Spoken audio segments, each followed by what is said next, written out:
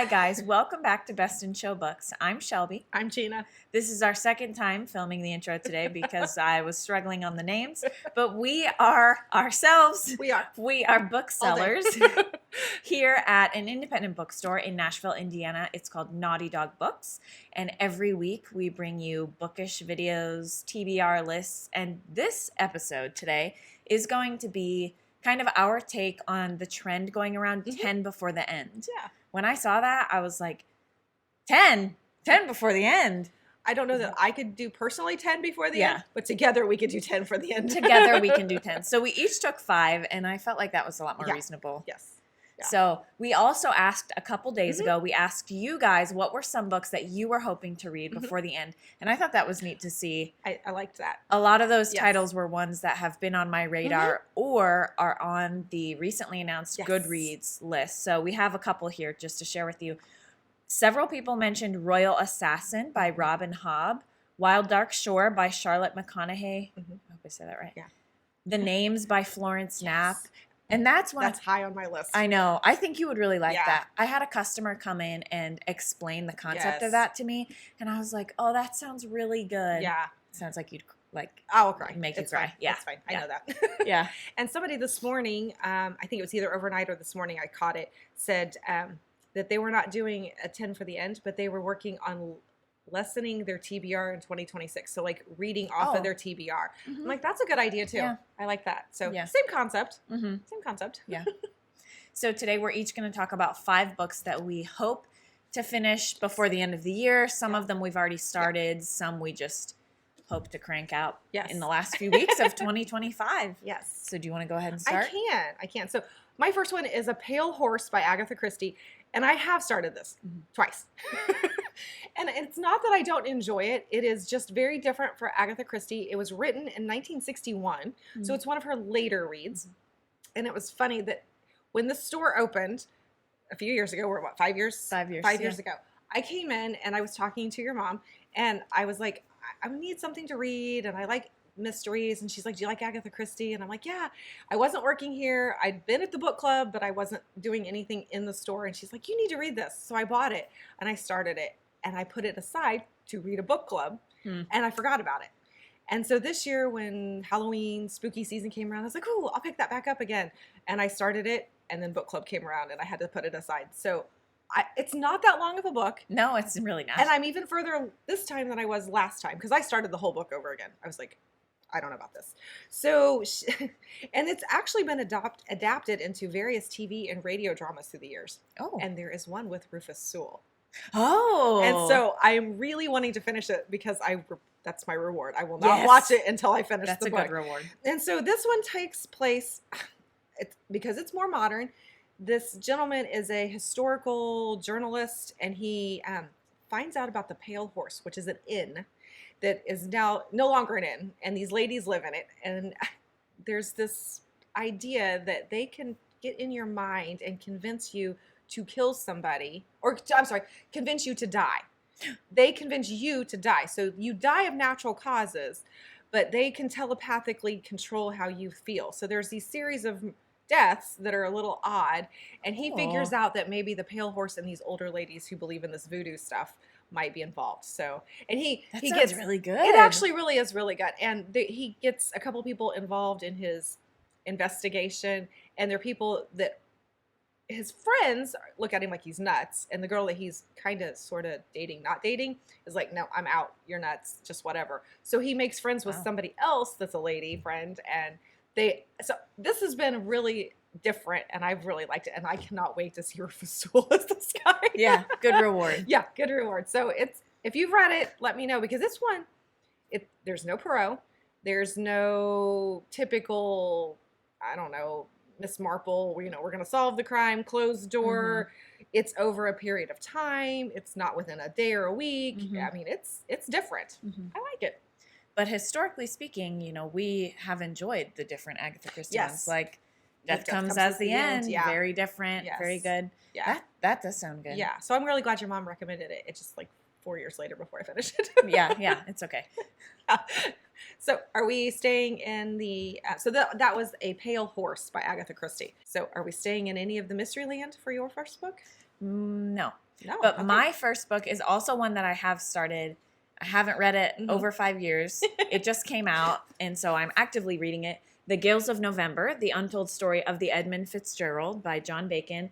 And let me tell you up front, I don't know anything about the Edmund Fitzgerald except this, and that there's a song about it. And I know that there's a song? There's a song about it. Gina, even I know that. Okay. By Gordon Lightfoot. Really?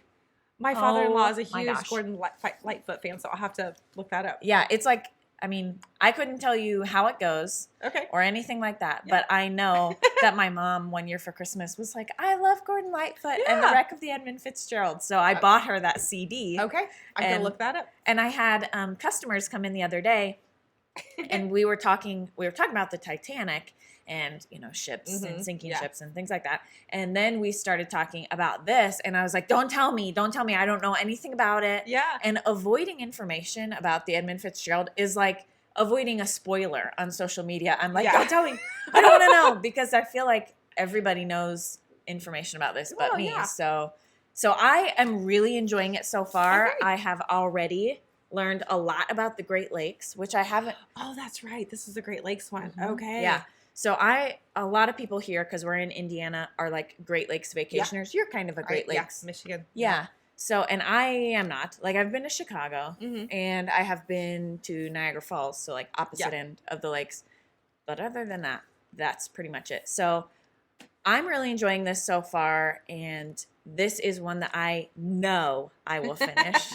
One of my 5 before the end of 2025. There you go.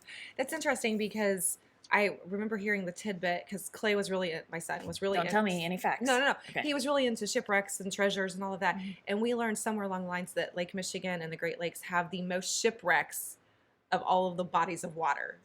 And you can actually see them because of the way the depths of the. I mean, I think about it. It's north. I mean, they have to have some of the worst storms. Yeah. So it makes sense that there's a lot of shipwrecks up there. And that's part of, they talk briefly about this in the beginning. It has to do with the temperature, like the water temperature stays colder, and then it gets warmer, but the air temperature is colder. And so it's these gales of November that bring really strong storms. So much so that they even have hurricanes up there. Yeah. I had no idea. Yeah, it's amazing. We go up there, and we've learned about Lake Michigan. Like, there's some areas that you can go and do, like, I don't know if it's glass bottom boats, but you can see the wrecks. Oh, and I've always thought that'd be really kind of cool to see. Yeah. So, and yesterday I came home from running errands, and my husband had on the History Channel or the Smithsonian Channel, and they were doing shipwrecks. Oh, yeah. They were talking about shipwrecks, and I was like, oh, so the Titanic was one of them, but they were talking about some of the newer ships that, and I was like, oh, this is kind of fun. So it's, here we go again. Yeah. And my son really likes, it's on National Geographic maybe, but you know, we stream it as everything is strumped.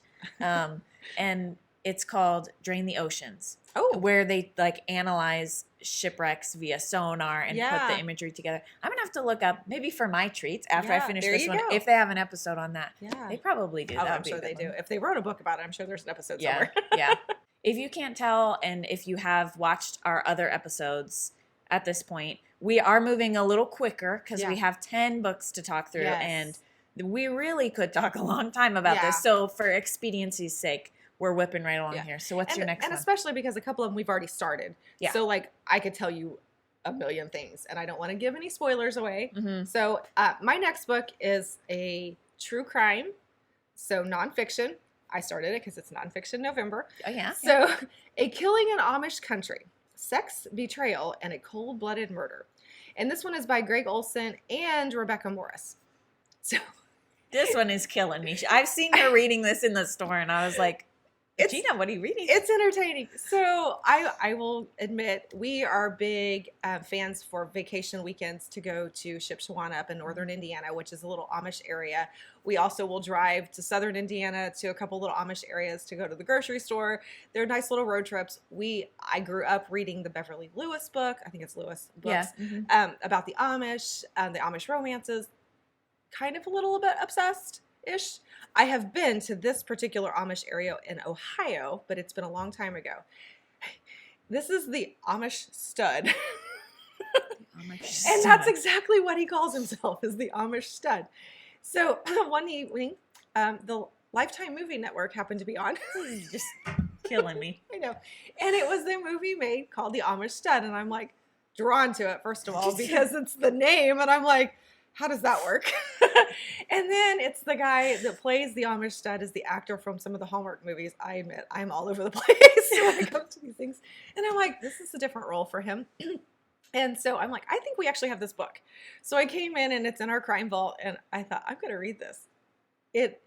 You obviously know right off the bat, he has been on social media and dating sites, and he calls himself the Amish stud. Is that his handle? That is his handle. Oh my gosh. So evidently he's a good looking guy. You know, you never know. Drives a good buggy. Yeah, exactly. But I learned a lot from this book about the Amish themselves. Like, I thought I knew a lot because we travel to these areas and we get to know some of these people. We have some regular places we go that we talk to them. They're very kind people.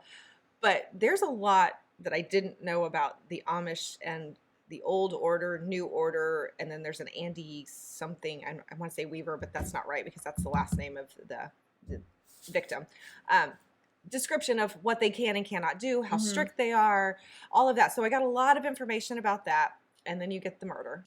And then you get the story of the Amish stud, Eli Weaver, and his Mennonite taxi driver named Barb Raber, who may or may not have plotted to kill his wife over the multiple affairs he had. I mean, multiple affairs that he had, which he wouldn't even pay to keep his children in food and clothing because he was paying these women for sex, to go to school, to buy him computers, had a child with one. I mean, like, this is just the most Lifetime. Yeah, the most Lifetime network movie ever.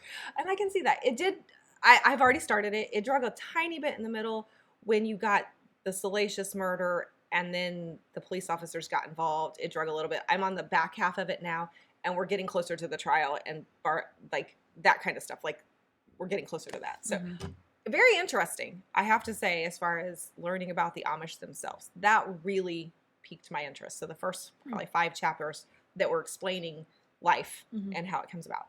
Like, they can have, some of them can have bicycles.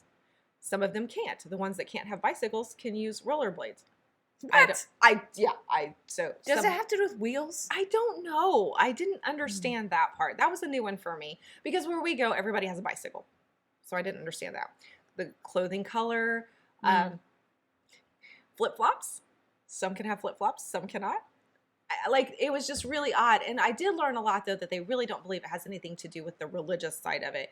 It's the setting apart from the world and keeping their focus on things that are God, family, and community before self. So that is supposed to be the reason. Not flip-flops. No, I don't know how flip-flops work into that. But hey, you know. So, okay. Interesting. Yeah. Definitely going to learn a lot. Yeah. We've had 2 nonfiction books. Are we staying in the nonfiction? No. My next one is actually fiction. Oh, okay. And I'm really excited about this one. So I'm hoping by the end of the year to read The Kitchen God's Wife by Amy Tan. And I read The Joy Luck Club a long time ago. Did you read that? I did not. I saw the movie. Oh. I remember. Half credit. Yeah. So I really enjoyed that. And I found this at a thrift store or something. Oh. And I was just kind of browsing through the books, you know, as I do. And I opened it. And I'm going to be totally honest. At first, like, what sold me was not the book, but what I found inside. Oh. So, and it's not like money or anything. Don't get too excited. But it has the sweetest inscription on it. And I won't read it all, but I'll show you like a little bit. Take this off. And I'll give you like the gist of it. Okay. So you have from a mother and then a child. And that's so cute. The mother is writing a note to her mother. And she's like, thank you so much for giving me this time to myself, to relax and recharge and to watch the kids. And then at the bottom, Thanks for taking care of us and for all the fun things we did in their adorable little kid handwriting. And so that's so sweet. It just touched me so much, and I was like, I cannot leave this. That's sweet. To the halls of the thrift store. So I brought it home, and then when I was looking for something to read, I was like, oh, this actually, in addition to having a very sweet little antique note in it, sounds really good. So it's a story about mothers, daughters coming to America, social taboos, social norms, propaganda. Takes place in the 1920s and 1940s. Okay. And I'm very excited about this multi-generational read, and it's extra special to me because of that note, and I'm looking forward to reading it. Yeah. I think that's so sweet that it used to be a thing to give books and sign them and put inscriptions in them, and we don't see that as often. And I love our library sales and Johnson County library sales, and there's always a table set up of books that are not just paperbacks, and they're a little more special.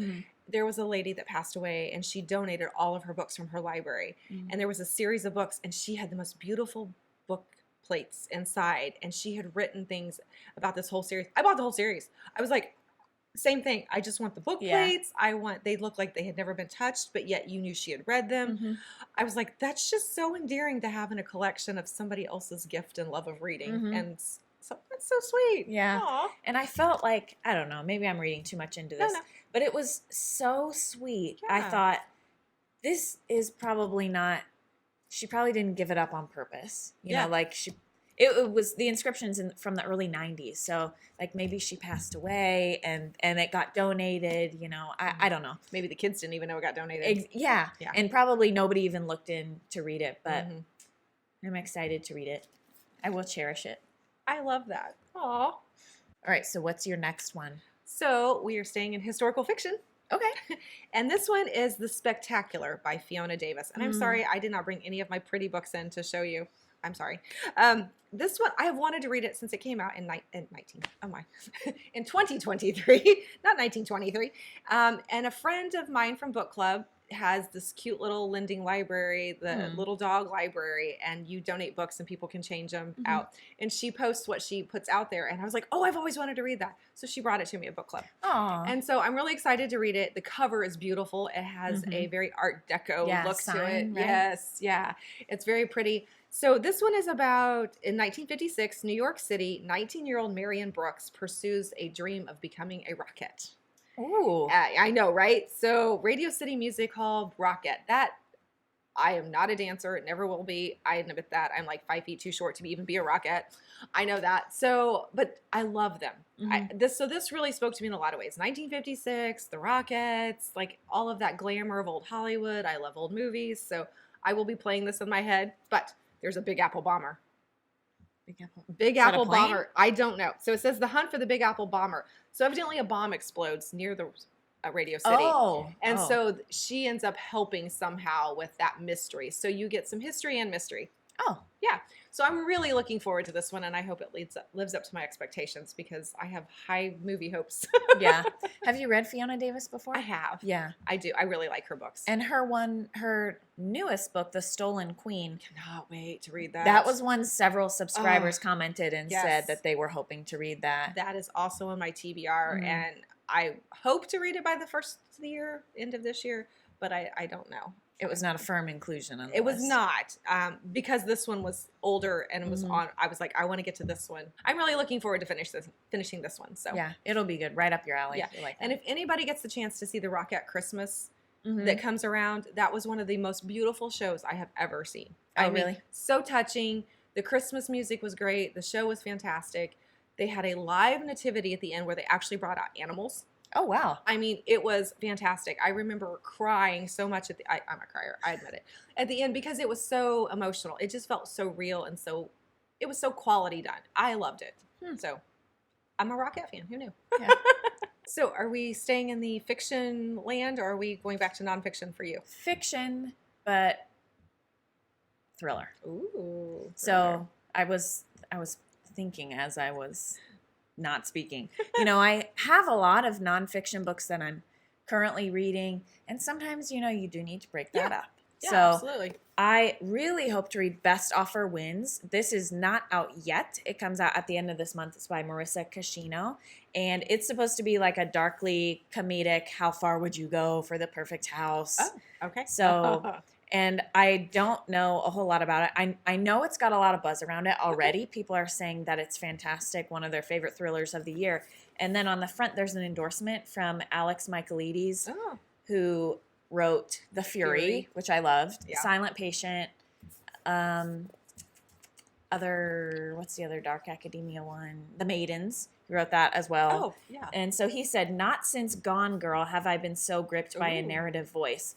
And a good voice, you know, regardless of the story, a good voice can pretty much pull you in. Yeah. And then a riveting thriller from the first page to the last. Who knew that buying a house could be so fun and twisted? Well. Yeah. That was by Amy Tintera, also a thriller author. I'm kind of going into it blind, but I'm excited. It's not super long, so I'm definitely thinking I can get this one of my 5 checked off. I think about the housing market and how friends who are buying and selling right now, I have several real estate friends, and they're like, put a house on the market and, you know, I have an offer within 24 hours. Or I had a friend that sold their house, and while we were on vacation, she thought it'd be a good time to put it on the market because they were out of the house. Yeah. And nobody was there to mess it up. So it went on the market Friday morning, and by Saturday afternoon, it was sold. Oh, and they my had gosh. 6 offers. And she was in panic mode while we were on vacation because she's like... Not very relaxing. Yeah, she's like, I don't know if I have a house to go home to. I don't know. Like, yeah. That's a market sometimes. That can be very stressful. And And they end up getting money over their asking price because it was a bidding war. Like, oh my gosh. Yeah. So this could be entertaining. I think there's going to be kind of a like sinister kind of twist to it. You know, what are these people going to do? I don't know. I'm excited. Yeah. Oh, I can't wait to hear what this is like. All right. We're making our way through our list of the 5, respective 5, collective 10 we hope to read before the end of 2025. So, Gina, what's your next one? Okay. My only book that I did bring in is, and pardon my sticker up here at the top, I'm like you. I found it at an I think used bookstore. When Falcons Fall. And this is by C.S. Harris. This book is in a series of the Saint Cyr Mysteries. This is book 11. I've been making my way through this list. I actually bought this book first. That's the funny part. I did. I did not know anything about this. The cover caught my attention. There were 2 books. I think they were book 11 and 12 sitting side by side. And I pulled them off the shelf, and I'm like, brand new. I was like, oh, these look so good. I don't know, intrigue and everything. So I asked the lady, I couldn't find anything about it at the time. I asked the lady working at the bookstore, used store, and she goes, oh no, you can read them separately. They're all independent mysteries. I'm like, okay. So I bought them. I get home and I turn to it and I open the first couple pages and I'm like, I feel like I should know something about these people. So I went back and I ended up finding the audiobook of the very first one. Oh my goodness. I loved it. I was so hooked. I've obviously read the first 10. This, I cannot wait. I'm finally getting to the one I bought. I'm finally getting to the one I bought. I love Saint Cyr. So C.S. Harris is a very prose literary writer. Just beautifully written. I don't care that she describes what their hair looks like in the firelight. That makes the scene. Like everything about her writing just draws you in. You can tell she's a historian. You can tell that that's the writing she's used to doing. Every book has its own mystery. Like there's a murder mystery. Sebastian St. Cyr we have a fly, an annoying fly. When the doors are open in the store, then like I feel like one fly comes in and it's dive bomb me. Yes. Big Apple Bomber. Big Apple Bomber. Sorry, go ahead, okay. Sebastian. So, Sebastian St. Cyr is going to inherit the title from his father, and we're set in the late 1700s, early 1800s is Regency. Right, is that the Regency era? 1700s. Yeah, so late 1700s because Jane Austen and her brother made an appearance in the last book. That's right. You told me. Yeah, and so people at that time didn't know who she was. She was still writing under a mysterious name. So I love that there's always something historically in the books. We've had the Hope Diamond. We've had Marie Antoinette's body. I mean, like all the things that have been in these books. So I cannot wait to see who's going to appear in this. There's always somebody dies. And Sebastian gets called in because he knows the world of aristocrats. the people around him have recognized that because he has an in with this crowd, he can get secrets out that are normally very hidden. So all of the mystery murders have been around something that's aristocratic, either a doctor or a prominent person in parliament, something along that nature that he has to get involved. These are my reward books because I love them so, and I blow through them. So I'm like, okay, you have to read these two, you have to read, and then you get to read this one. That's my reward books. So When Falcons Fall, and I highly recommend the whole series. So Regency period for me, and my historical fiction keeps continuing in mystery. Where are we going with your next one? My next book that I hope to finish by the end of this year is The Boleyn Traitor by Philippa Gregory.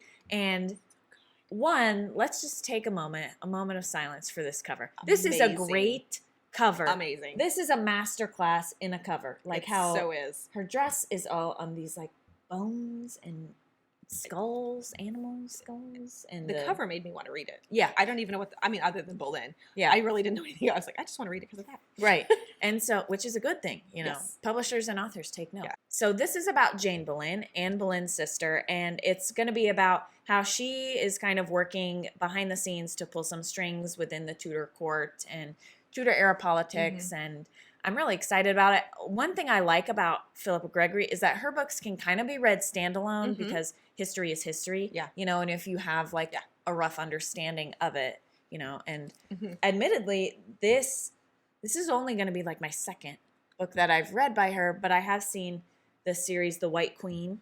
I want to read that. I have not read it. The series was good. Yeah, I bet it is. I'm excited to read this. I wanted my 5 that I chose for the year to all kind of be different. Yeah. And so it's a very different feel from my others, and I'm looking forward to it. Sorry. This has been, I don't know if you can tell, and maybe you can't tell, but it has been a really chaotic episode for us to film. We have the guy who does the windows out here, and so we are trying to not make eye contact, but also be friendly and not get distracted. Yeah. We have flies from having the door open when it was warm out, and now it's cold. And 2025, Gina, what's the last book you're hoping to fit in? We're going to end on a Christmas note. Okay. Oh, fitting. So, yes, and this is A Christmas Cherub by Ronda Wells. And they say it's a novella. It doesn't seem like it's the print is really big in it. God bless them for that. But it still feels like it's a very thin book. So I'm guessing it's probably about 150 pages if it's a novella. What do you think? That's nice. What do you think? Yeah. So, yeah. So this is, and it is set in Indianapolis. Oh. In the 1940s. Oh, wow. So I'm really excited that it's close to home. It's the World War II era. It's Christmas, but it'll be a novella. And Indianapolis. And if you can think about the Cherub and the clock in Indianapolis, if you can picture where that's at. And I'm trying to remember if that was on the old Ayers building. It's still up in Indianapolis, and you can still see it, but I can't remember what building it was actually attached to originally. It's set in the 40s, and this lady, Clara Goodwin, the world is just in turmoil with the war, and she works at a department store, and they're calling it Ambersons, which I'm guessing in my head is not a real department store. We're probably like, you know, a made-up department store. She comes up with this has to have a challenge of doing something great for the art department, and I think this is where the clock comes into play, that she has to design the clock. And because I haven't read it, I'm guessing this is just what the cover was. This year's challenge, designing the 1946 Christmas catalog with very little inventory to promote, and faced with blank pages and a looming deadline, Clara sketches a whimsical cherub to fill the void. But as she brings them to life, she puts them into more than just creativity. She weaves in love, grief, and an aching question that haunts her. Is Jack MIA? Is he a POW? Is he gone forever? And if he returns, will he still be the man she knew? So there's miracles that happen according to the book. This is all on the back cover. So miracles happen. I'm guessing the cherub becomes more than just the filler of the pages. Somehow it becomes designed for the clock. Just everything about what you want in a Christmas, you know, whimsical, lighthearted-ish. Yeah. So I'm looking forward to this one. All right. We have been a little all over the place with our books. Mine was ending on Christmas. Is yours ending on Christmas? No. Okay. But I did choose, and I am like going to hopefully read this in order. I picked a lighter, quick read for my last one. I picked The Killer Question by Janice Hallett. And 2 things about me. I love well, I guess just one thing about me. I love trivia. I love trivia. Trivia is like my lifeblood. It's so fun. And whenever my husband and I can get a night out, we try and plan it for Wednesdays so we can go to a local trivia night. And Really? it's so fun. It is like, That's so cool. one of life's great joys. So Janice Hallett, if you have never read a book by her, writes very unique stories, and they're really fun. They are told, if you can kind of look, like through text messages, WhatsApp messages, police reports, emails, transcripts. It is not your typical structure of a book. And so this book is about there's a rural pub, and it's called The Case is Altered, and they have a weekly trivia game, and it is revived, and then a body is found in a nearby river, and their fortunes might be changing, but a mysterious new trivia team comes to town, and they are like consistently winning. Oh, okay. And then you fast forward 5 years later, the pub is now done, derelict, and the nephew of the pub owners is trying to figure out what happened, like what this mystery was. So there's going to be a mystery with the body, obviously. There's going to be a mystery with this team, like how are they always winning? And then the pub owners might have some secrets of their own. Okay. So I'm really excited about the killer question. This is one that has been on my TBR for a while.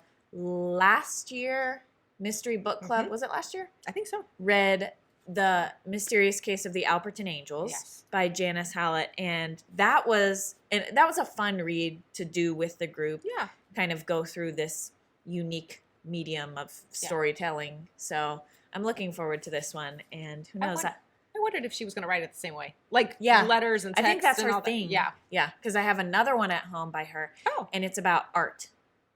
It's called The Examiner, and I think it's something about art. And so that's her thing, which I think is like pretty so unique. Fun. Yeah. So fingers crossed it's good, and that I learned something that I can use in a future trivia game, like a fun fact. I'm sure there will be fun facts in here. You're talking about trivia. We're doing the Austin trivia night. Yes. And I've already been planning who I want on my team because I want somebody that knows as much Jane stuff as I do. And I'm like, who can I bring in as my ringer? We're doing a trivia event here at the store. And hopefully it works out.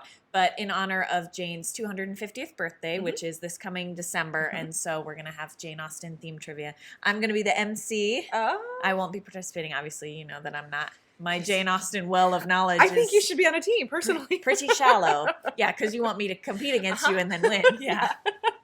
I'm sure, as you probably all know, our TBR is 1 million books deep.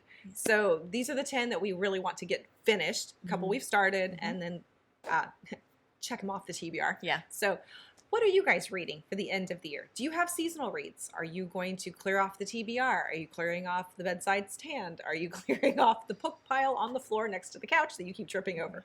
Not happening at my house. Yeah. So what are you putting on your 10 before the end?